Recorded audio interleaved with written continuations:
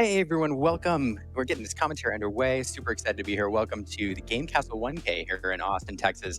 I'm Liam from Team Ilumiteers. I'm joined by Aaron, who is off the headset right now dealing with our little one. We're excited to bring you this commentary here. Excited to be working with the incredible 20 Lore Pro team who just returned from Atlanta and now are here at our local game store in Austin, Texas, bringing you this local tournament. So super excited to be here and thank you all for joining us. We've got 5 rounds to bring you today, 5 rounds of Swiss before cutting to the top 8. And we'll have the top 8 after that. So we're already underway here in this awesome matchup. We have 2 decks, which we all know, some of us love. We have Ruby Sapphire against Ruby Amethyst, 2 very popular decks. Although they look a bit different in this meta and set 4. And we're already seeing one of those differences here with a couple Magic Brooms being played on the Ruby Sapphire side of the board.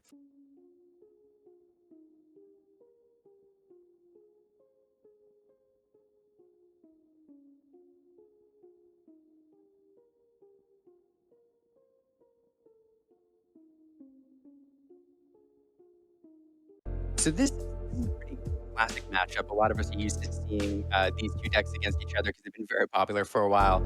Um, the Magic Broom is a card that's worked its way into the meta recently. A fun card that gets you a little lore in the early game, but it also allows you to banish to banish it when you play another character to draw a card. One of the things that this Ruby Sapphire deck wants to do is it's a consistent deck. It uses cards like Popsicle and cards that replace itself like Magic Broom to get to the key cards that it needs in order to get its engine going into the end of the game. So not only does this deck want to ramp a little bit, use things like Fishbone Quill to fill up its inkwell, but it also is trying to find those key engine components.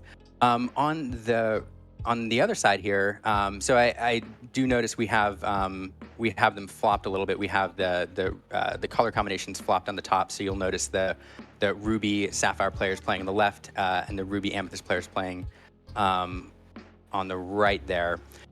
We do have a Sisu on the board. Sisu, another card that came out this set. It gains power equal to the number of cards in your hand, so a great early turn card. Most of the time it's used to activate Flynn Frenemy, I feel like, in this meta right now, but also a great offensive card for the early game. We do have the Harem Flabbersham down there on the Ruby Sapphire side. Obviously, this is the turn 4 play that most of these players are looking for. Able to get that Popsicle off the board right away, draw 2 cards. That's kind of the turn 2 play. So this deck is kind of off to its...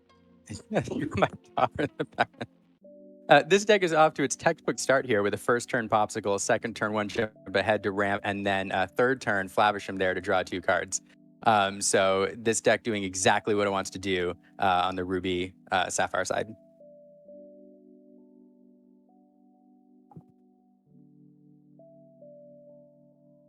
Over on the left here, you have the Ruby Amethyst player thinking about things.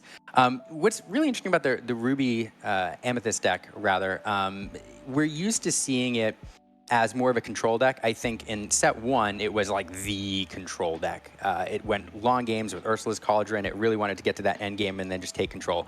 And over time, as it's gotten some new cards and new tools, it's kind of shifted, and now it's filling kind of the aggressive role in this meta, able to drop frenemy on the board early, gain you quick lore perhaps, and then it kind of turns into, it really is like a mid-range deck because it kind of turns into a tempo deck, drawing you cards off the rabbit mid-game and trying to draw into its end game, which are usually Queen's Castles in this current meta.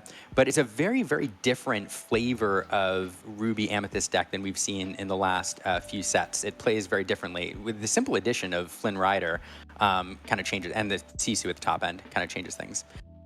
So we kind of saw a little bit of that aggression. I don't think we saw Frenemy. We did see the Sisu, and now since we're kind of past that aggro point, we're probably going to see, oh, there goes Frenemy into the Inkwell, making my point. We're probably going to see shift more to the mid game here, where the Ruby Amethyst deck is looking to draw cards off rabbits and trying to draw into some of its end game. Although here comes the Frenemy down. It is an empty board, so Frenemy will activate and see himself and activate himself to get that 3 lore, unless his opponent can do something about it. And we'll also hard play friends on the other side there. So passing turn, and we'll see if we have an answer for the Flynn Rider. Of course, removal is an option, but also dropping anything in the board with higher power, and there it is. There's the Sisu. Sisu, I think, run in these Ruby Sapphire decks here really is an answer to Flynn Rider. It kind of matches, your opponent's Sisu, whether you're on the player or whether on the draw matters there. But it matches and turns off, your opponent's Sisus perhaps. Sometimes I have seen builds of Ruby Sapphire play the frenemy itself for a little early turn lore gain, but I don't think that's super common. But here, coming down and doing kind of what it's meant to do in the early game, just overpowering that Flynn in terms of its strength, and so not allowing that 3 lore gain on that other side of the board.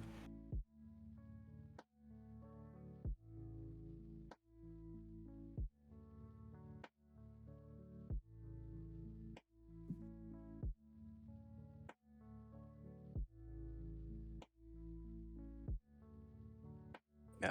So we have the player thinking about it. Here comes Maui. Maui is another card that you like to pair with Frenemy when possible. 6 strength there. In this instance, I have to count cards here. I'm not sure how many cards that player has in his hand, so I'm not sure what the strength is of the Sisu. 1, 2, no. Can't tell. So it's possible the Maui is overpowering that Sisu. It's possible the Sisu has more power. But either way, Maui, a great answer for anything on his opponent's side of the board. And if the other player's not careful, will activate that Flynn.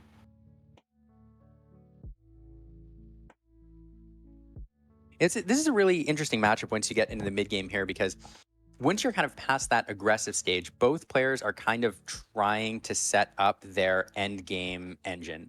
On the Ruby Sapphire side of the board, we have the combination that we're used to with the Tamatoas. This set, people have worked in Aerial Item Collector, which can gain up to 5 lore depending on the number of items you have in play.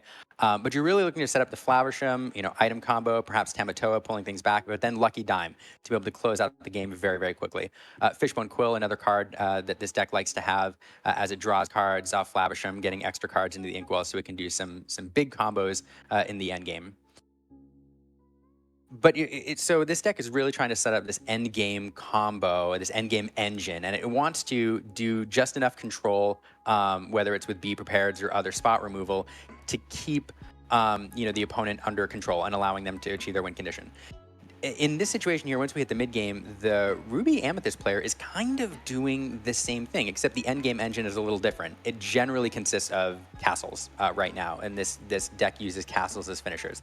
It is able to scoop up, a little bit of lore here and there with a rabbit per turn, so it does want to gain 1, 2, 3 lore here and there. But really, it's looking to try to keep control of the board, to keep his opponent in this instance from getting those key engine components online, and then drawing into those castles, and then at the very end game, once you get to 15, 16 lore, the goat to close things out. But here, not a lot of options. Goat. So the goat comes down. Maui has reckless, so it has to challenge. It's going to challenge into that Sisu. And then we'll see what its strength was. Not a lot, it looks like, because Maui is still standing. So Maui taking 3 damage there, showing that he had 2 cards in hand, giving Sisu 2 extra strength. But Goat on the board now. Goat, of course, gives you a lore when it enters play and when it leaves play. Most of the time you see this in the end game paired with bounce combinations, Madam M Snakes, Madam M Foxes, etc. And a lot of players like to save the Goat until the very end to close things out. I do think here, with only 2 cards in hand, the player's thinking about getting some, trying to get some lore, trying to push the lore total a little bit, keep the opponent on their heels, but probably not a lot of other options. So a card the player probably would have liked to save, but I'm just kind of eyeballing the hand there. I think I see a second Goat. We just drew into a Maui. And then we also have, I think, a Madame Medusa. I can't tell in the back one. It's something like that. Some sort of removal. But here we have another Goat. Coming into the board, so that's going to gain another lore, and questing here going up to 4, so starting to drive the lore total. At this point, there's plenty of options available for removal for the Ruby Sapphire player. We do have Be Prepared. It was probably not the right time for it. The Goat's not super threatening right now because the lore total is just not that high. And let's see.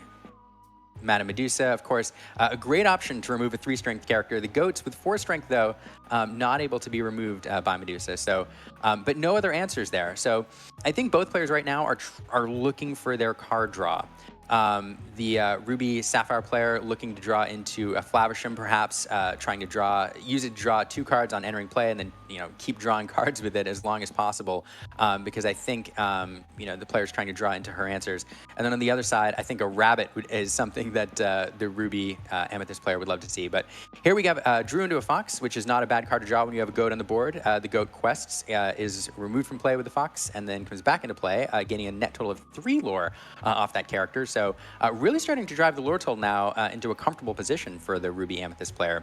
At 11 lore, a couple castles can close out the game fairly quickly, and the longer those goats stay on the board, and the more bounce that the player is able to draw into, the more damage those goats do. So both players, I think, started out pretty well in terms of their ideal opening, but just not drawing into those card draw options that they like to have in the mid and end game. Not seeing a rabbit at this point for the Ruby Amethyst player is kind of painful. Sisu coming down on the board now. Sisu, a card, when it's played, it removes all your opponent's character's strength 2 or less. Nothing to remove there, but at this point, it's just a body. It's something that's going to be able to challenge into and remove at least 1 goat to slow down that lore gain. Probably that's what the player's thinking about here rather than using it for questing. Your opponent there gaining 3 lore a turn, and in this case with a rabbit, we finally see a rabbit. 4 lore a turn is just not palatable when your opponent's already at 11 lore. And the rabbit there drawing into the castle, which is exactly the 2 cards that I think this player was looking for. Rabbits and castles. Drew into his answers first before his opponent, and at this point able to push that lore total. And I think this is going to be hard to recover from. Those goats represent 2 lore when they were removed from the board, so already showing 16 lore. The castles will be another 2 lore, even with a board wipe. The Ruby Amethyst player will be sitting on 16 lore, 18 lore then with the castle at the start of the turn, so this is just going to be a tough thing to recover from. Mana Medusa removing the rabbit. It always feels bad removing the rabbit when your opponent gets to draw a card, but with bounce shenanigans available, it's much better to have your opponent draw 2 cards off the enter and leave play to the discard pile than having that rabbit draw many more cards if it's able to bounce around a few times. Sisu here charging into the castle, dealing 5 damage to it. Not enough to remove it, and the Ruby Amethyst player here is going to gain 2 lore off that, and then able to quest for another 3. 1 bounce card or 1 more goat will close out the game this turn. So at the end of the day, we're on, he's either going to close it out this turn or next turn. Those goats, even if they're removed in a board wipe, will give the player 2 lore when they're removed. So writing's on the wall on this one. I think it's just going to be difficult to come back. I will say, we always like to note that the Ruby Sapphire players are able to gain a lot of lore in a single turn. That's what these decks are really trying to do by drawing into the lucky dimes and these high lore characters. But in this scenario with the ink available and no lucky dime on the board, gaining 18 lore in a single turn is really I don't think it's possible. Here we have the fox removing Sisu because why not? Questing with the goats. And we're going to play another castle. So just drawing into his answers. Passing the turn. Of course, those castles are going to close things out, and the goats, if the castles don't, will be able to quest or be removed. So just a tough road to come back from here, and I think the writing's on the wall on this one. One interesting, fun note in this game, gosh, that was a lot of fun, is there are key cards that each deck is looking for during the mid game for its end game kind of solution, the script it's trying to play, the story it's trying to tell. And this is a game where both players, I think, had their early turn cards. We did see some frenemies. We saw the popsicle followed by the 1 jump, followed by the harem on turn 3. So it was really a great opening. But once the harem is off the board, both players were in a position where they had very few cards in hand, and they were kind of looking for those key cards they needed in the mid to end game. And we had a scenario where the first player to find those cards, to find those answers, is going to be the one that kind of managed to turn the corner and push this towards the condition they were trying to set for the end game. It just so happened in this particular game, that the Ruby Sapphire found those cards first. Found the rabbit, followed by the castle, and that once that happened, you saw the corner get turned, and this game closed out kind of quickly. So it could have worked out just as easily the other way without that player finding the rabbit if the Ruby Sapphire player found Harem first, able to start getting that card draw engine going and drawing into those key end game, engine pieces that she needed. So it's just kind of interesting. You saw both players just trying to wait it out and find those cards, and it just so happened that the Ruby Amethyst player did, not Ruby Amethyst, yeah, Ruby Amethyst. It's early, still working on coffee. The Ruby Amethyst player managed to find those first, so super exciting. One thing I want to talk about, I really love these local 1Ks. We've gotten to see a lot of really great tournaments recently with Disney Lorcana challenges, thousands of players there, and then we saw a fantastic 1K that 20 Lore Pro brought us from Atlanta, Georgia, Charlie's Collectible Show 1K, where we had a lot of really great players show up. There were 100 plus really talented players. And here today we have just shy of 30 players playing in a 1K tournament here in Austin, Texas. We have some really good players. There are some pros here. There are a couple players here who have placed in the top 16 of Lorcana challenges, Aaron Rubin being one of them. So you get to see him probably later today. And then we also have some players who are playing in their very first competitive TCG event. Young Lorcana players who are kind of getting their feet wet here in competitive play. And so you're getting to see a whole variety of players experiencing Lorcana in different ways, players learning, players growing, and getting exposure to competitive play. And what that also means in terms of what we get to see sometimes some fun, creative meta decks. You're going to get to see competitive players who are testing out things perhaps that they want to try in big Lorcana events, but are maybe working on. And you're also going to get to see some younger players who are trying just really fun, off-the-wall builds. And so there's a lot of potential in these local tournaments to see just some really fun Lorcana, as well as some top-level play. And here in this match, though, we do see, I think, decks that we're very used to seeing, some meta decks, and we're seeing that play out here in the first turn with the Ruby Sapphire player inking a Tamatoa, an endgame card we won't need for several turns, playing Develop Your Brain, allowing her to look at the top 2 cards of the deck, pick one to draw, and put the other in the bottom of your library. And that's a typical opening for this deck. Here we have Chernobog's Followers played here, a card from set 3 into the Inklands. This is a 2/1, able to pick up some lore early, but you can also banish it after it quests in order to draw a card. This is a fun card. It gives you a little bit of offense with that 2 in the strength stat there, but it also gives these Amethyst decks some consistency. Any card that replaces itself that you're able to play, like a Popsicle or a card like Chernobog's Followers, where you can do something with it and then allow it to replace itself, allows you to draw through your deck faster to find those key cards that you need. So here, especially when you have a Ruby Amethyst deck that's looking to be a little more aggressive, perhaps in this matchup, this is a card that the player can play early, get some lore off of, and when it's time, banish it in order to draw a card and draw into those key cards that he needs for the end game. It also serves as a fantastic target. Well, any first turn card serves as a fantastic target for the Snake. Snake coming down here, Madam Snake on turn 2, bouncing the Chernobog's Followers back to hand after it scooped up a lore. And we're left with a 3/3 on the board with 1 lore, passing it over to the Ruby Sapphire player with a clean board. We do have a 1 jump ahead played there. We're able to ramp a little bit off the top of the deck. And let's see what we have here in this turn. Another Develop Your Brain. So perhaps an indication that this player didn't draw into the cards that she wanted to early game and is kind of searching for it. We'd love to see, love to get a Popsicle on the board as food for the Flaversham. Some more ramp, perhaps a Fishbone Quill able to ramp a little bit. But again here, this is not, it's an indicator it's not the best opening for this player. There's the Fishbone Quill. Fishbone Quill, a great card. Here we see it being used to put a card into the Inkwell, available to be used, but nothing to use it on this turn. So now with definite ink advantage here this early in the game. But it's a great card to ramp your Inkwell. Unfortunately, since the card comes from your hand, it does mean that this deck can stall out a little bit. In the mid game and the early late game even. Some players have started to sub in the Great Stone Dragon for cards like Fishbone Quill, allowing you to put cards in your Inkwell from your discard pile in the late game. But this deck's still using the Fishbone Quill. We'll see if it pays off. Probably the thought process here, we want to get to our end game removal as fast as possible, knowing that this Ruby Amethyst deck wants to go fast. Here we have a 2 lore Sisu come down. So even though, Sisu and the Snake will only gain the Ruby Amethyst player, 2-3 lore per turn, that can add up quickly and put you within goat strike range before too long. And here we've drawn into the Flavisham, which is fantastic. Get rid of the Fishbone Quill. We've gotten a little use out of it, but more importantly, we need to get this card draw engine going to draw into these late game options. Here's another card from set 4 from Ursula's Return, Ice Block, a card which, I'm not going to lie, there's a lot of Lorcana commentators and folks who took a look at Ice Block early on and they were like, meh, it's uninkable and it's fine. He gives 1 character -1 strength.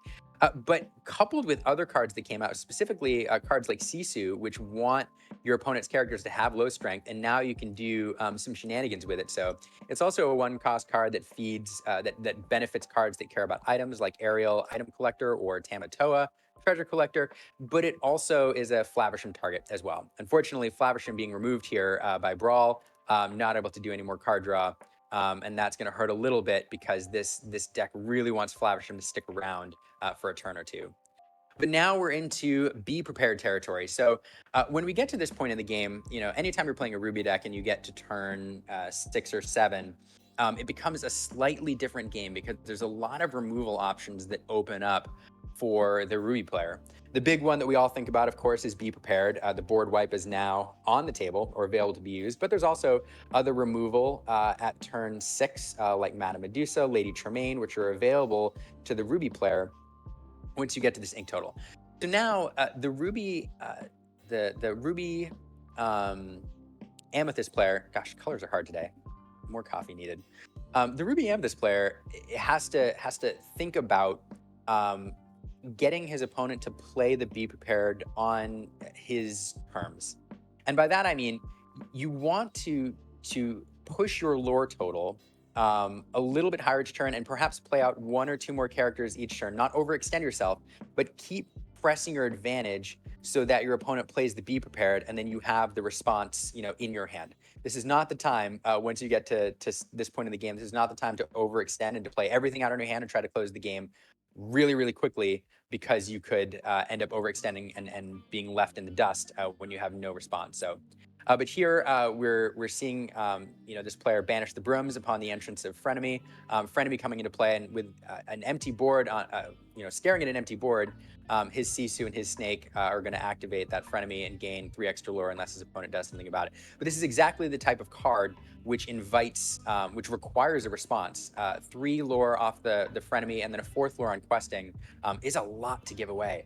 So at this point, with the Frenemy on the board, Be Prepared starts to look a little bit more palatable, but at the very least, you want some sort of spot removal for that Flynn Rider if you have it available.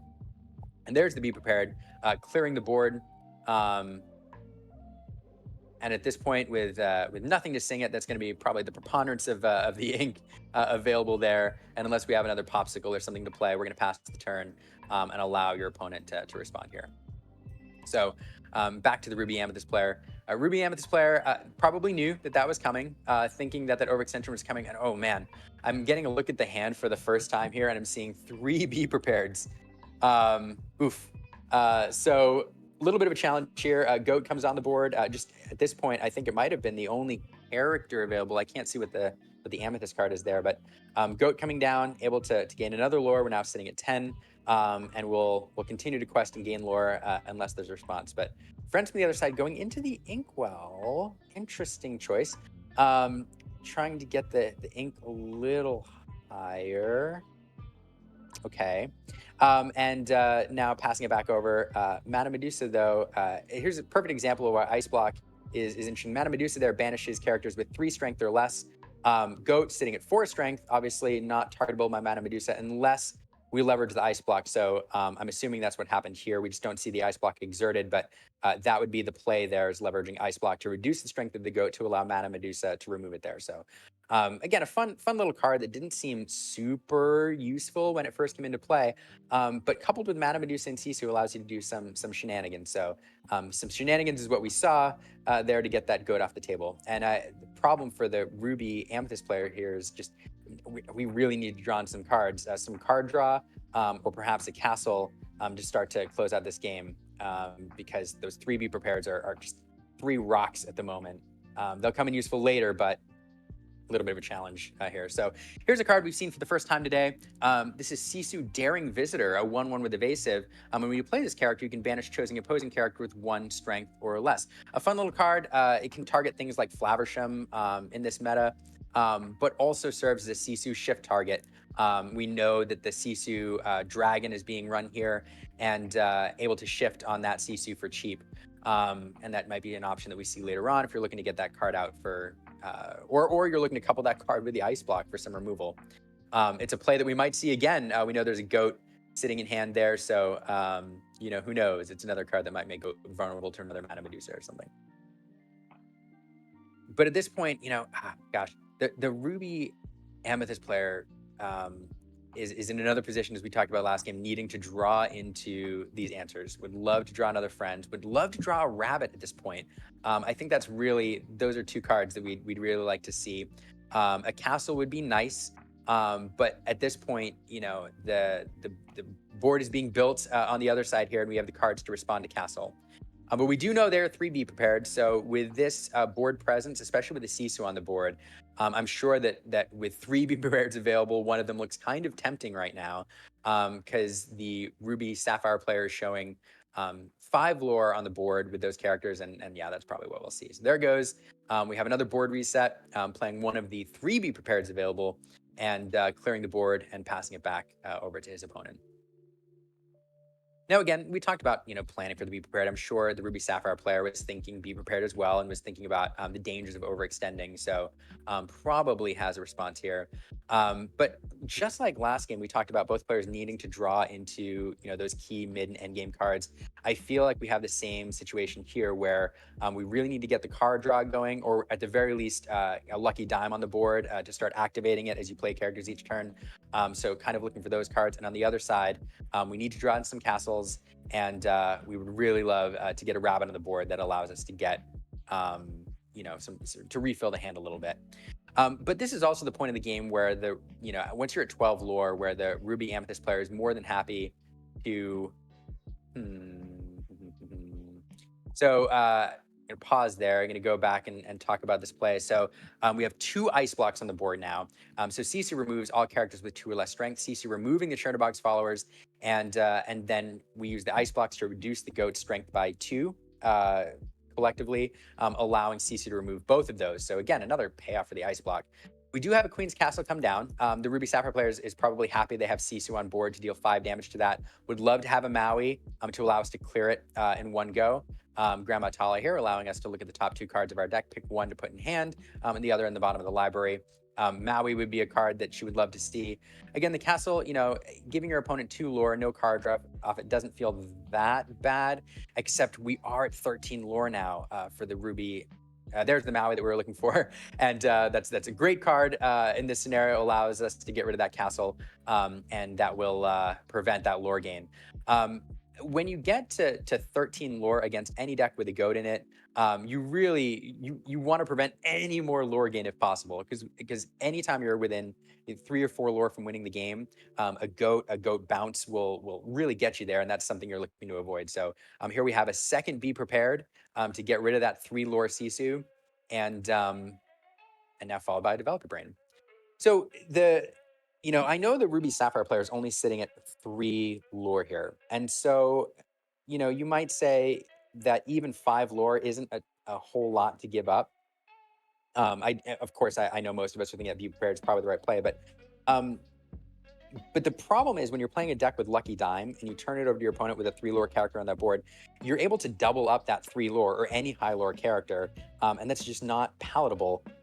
So with a Lucky Dime, Sisu quest for 3, and then you use the dime, get another 3, that's 6 lore. And so anytime you have a high lore character on the board, you want to get that off sooner rather than later to avoid that Lucky Dime lore game.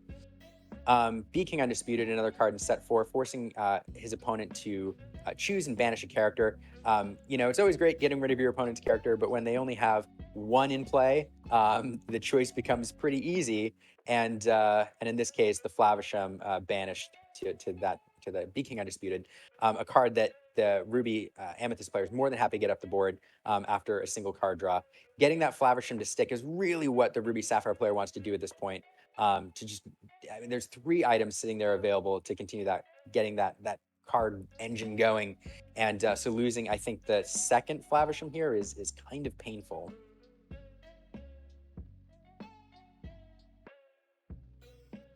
Right, both players taking time to think through their moves here, trying to figure out the ideal way to bait out those remaining Be Prepareds, most likely. Or actually, at this point, for the Ruby Amethyst player, just looking to get anything on the table that can stick and get a lore or 2.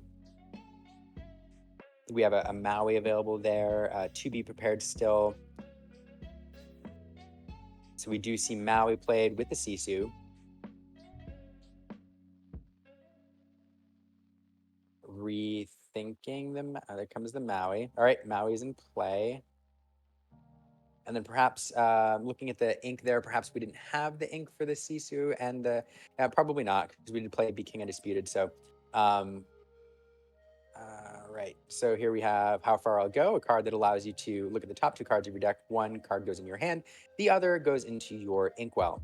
The player doing a very good job here of keeping those cards separate from their hand, and we'll see if either of these cards help. Staring at these cards a long time. It's an indicator to me that this is not an easy decision. Perhaps 2 cards that'll take the game 2 different directions, and so we're going to see, which way we like to go. And I think I was looking elsewhere, but I think, for anybody watching, I think we saw the card perhaps go in the bottom of the deck rather than into the inkwell. If that happens, honestly, it's a very common misplay, because players are so used to playing Grammatala or Developer Brain, which allow you to do the same thing, look at the top 2 cards and then do something with each one of them. In that instance, the card goes to the bottom of the deck. How Far I'll Go, though, we have to remember the card goes into the inkwell. So I didn't quite catch if that's what happened there, but it is a common misplay, so something to look out for if you're going to run that card. So here I have another Be Prepared play. The board was just getting a bit too stacked there for Hisyn, and clearing the board and restarting there. Here we have 1 jump ahead, putting another ink into the inkwell. And this is the point in the game where, the Ruby Sapphire player's deck becomes, a bit dangerous. The Ruby Sapphire deck has a lot of decks have a lot of really high lore, or a lot of high ink cost cards that you want to play simultaneously. You'd love to be able to play perhaps a Tamatoa or an aerial item collector and a Lucky Diamond, use it in the same turn. Or, several high cost cards in the same turn. So as this player is able to ramp and build their inkwell up to 12, 14, 16 even in some instances, it really opens up the end game, and you can see these players do some shenanigans, some crazy end game combos with these high cost cards. So kind of getting into the ink state that this deck wants to be in for the end game here. We finally see a Rabbit. I know I've talked a lot about why Rabbit is such a good card. Rabbit is a card that it gets you 2 cards. It gets you 2 cards, and ideally it gets you a lore as well. And when you're looking for key endgame cards like Goat or Goat Bounces or Queen's Castles, in this particular instance, you need the card draw. And so any card that draws you 2 cards and potentially gives you some lore off of it as well is just good. And I haven't seen many Ruby Sapphire decks, execute at the high level without being able to draw on those goats in the mid game, or those rabbits in the mid game. But here I have another Be Prepared. I think that's the 4th one, maybe 5th one this game, clearing the board. The Ruby Sapphire playing, I see the Rabbit, and I'd rather you draw 2 cards off of it than 4 if you can find a card that can bounce it back to your hand. So let's see where the player chooses to go here. We do have Frenemy available, so Frenemy and Chernobug's Followers coming down. Again, cards that really require a response. Both of those cards able to quest for 1 next turn, but again, unless there's another character on the board, Frenemy will also gain 3 lore, pushing the lore total even closer to 20, just a couple lore away. So now the Ruby Sapphire player having to think about how to answer these as well. Here we have a Mana Medusa targeting the Frenemy. So that's the big response you needed. And then another card, a Brawl targeting the Chernobug's Followers. So I was wondering about the target there, but it turns out we're going to remove both of them. And now the Ruby Amethyst player left with not terribly many options. We do have a Be Prepared left. It looks like at least 1 Maui, and we do have a Sisu, which we'll probably see come down shortly. We have a Brawl going into the inkwell here. And we do have the Maui and the Sisu. Again, Sisu here, oftentimes in this deck, as an offensive force or to activate Frenemy. But in this instance, it's a 2 lore character. So if it sticks around till next turn, able to push Hisyn up to 15 lore and getting like really, really close to goat range. So Grammatala coming down here, a card that allows you to look at the top 2 cards of your deck, put 1 in your hand, 1 in the bottom of your library. Here we have the player thinking about it. And again, whenever it's a hard choice like this and the player pauses and stares, it usually means that it's a tough choice. It's not a choice between perhaps a 1 jump ahead and a Flaversham where the choice is obvious. It's a choice between 2 cards this player wants. We have to figure out which way to go. So really taking the time to think it through here on game 2, and we'll see which way we go, because I bet we're going to see this card pretty quick. So we have a card going to the bottom of the deck. And it is a Popsicle to draw another card. And I think we've drawn into a Fishbone Quill. We'll put it on the board for another item here. Not an ideal card in this scenario, but it does give you another item for your Tamatoa. And I think we're top decking at this point. It looks like we have no cards in hand. And so would really love to draw into some card draw, perhaps a Tamatoa. But it's a tough spot to be in with an empty hand against a board with now 3 lore showing as well as a goat. So goat coming into play, gaining another lore, going up to 13. Sisu able to quest for 2, going up to 15. And now we're only a couple turns away from this game being over unless we can draw into the answers we need. Drawing into it looks like another Sisu. I got a quick look at it. Not a card that's going to do a lot of good here. We do have a couple characters on the board which can clean up that Sisu, but then we're left with the goat. So let's see what it was. Or thinking about which way to go, perhaps thinking about playing this now or waiting. We have the ice blocks targeting the Sisu, reducing that strength down to nothing, I believe, and then allowing both Madame Medusa to challenge in there and remove that Sisu. So we've got rid of that 2 lore character, and let's see if we see whatever this card draw was off the Grammatala. It is a Sisu, 2 lore character, a little bit of offense there, but a 2 lore character. We've got it on the board. We do know that the Ruby Amethyst player is sitting on, I think, that 3rd Be Prepared still. So, but at this point, not something you want to play. You're looking to keep your other characters on the board, force your opponent to respond, and try to push your lore total higher. So, if the Be Prepared is not going to be played, Maui is reckless, so it does have to challenge into something. In this instance, challenging into the Madame Medusa, taking 4 damage there. The goat will quest, pushing the lore total up to 17. And of course, when the goat is removed, as it is here, bouncing back to hand, another lore, and then we'll probably see it played again for another lore. So drawing into that snake, I don't know that we needed it, but a perfect card to draw into when you have a goat on the board. Now we're seeing it like 19 lore, and that really is game next turn. The goat is either going to quest or it's going to be removed, and that's going to take us to 20 lore and close this game out. So as the player sits here and looks at, tries to consider any out, I think that's going to be it. And we're going to see 2 games go down. Our very first match here, our very first feature match of this 1K here in Game Kastle in Austin, brought to us to 20 Lore Pro, is won by Hisyn with his Ruby Amethyst deck.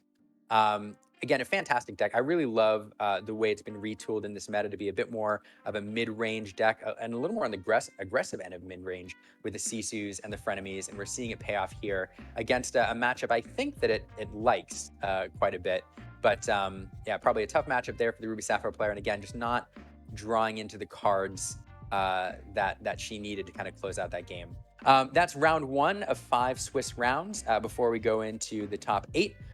3 rounds after the top cut. So with that, I'm going to step away for a moment. Keep watching. We're going to bring you another match here shortly. And once again, thanks for joining us.